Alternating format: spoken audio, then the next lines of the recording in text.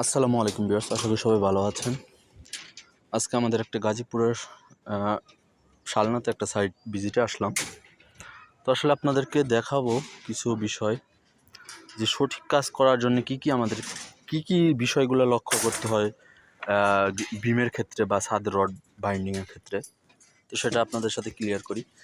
দেখুন, আমরা এখানে ক্লিয়ার কভারটা কিন্তু রাখি, মানে অনেক জায়গায় দেখবেন ক্লিয়ার কভার রাখে না। হ্যাঁ, এই ক্লিয়ার কভারটা অনেক ইম্পর্ট্যান্ট। আমাদের প্রতিটা বিমে ক্লিয়ার কভার রাখতে হবে এক। আর দ্বিতীয়ত বিষয়টা আর একটা ক্লিয়ার করে দেই।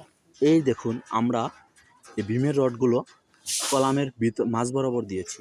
এটাই আসলে নিয়ম, কিন্তু অনেক সময় আমাদের এগুলা বাহির দিয়ে চলে যায়, কিন্তু সেটা আসলে চেষ্টা করব যে আমাদের কলামের মাঝ বরাবর দেওয়ার জন্য। তারপরে আরও আরও কিছু বিষয় আছে, সেগুলো দেখতে হবে অবশ্যই। আর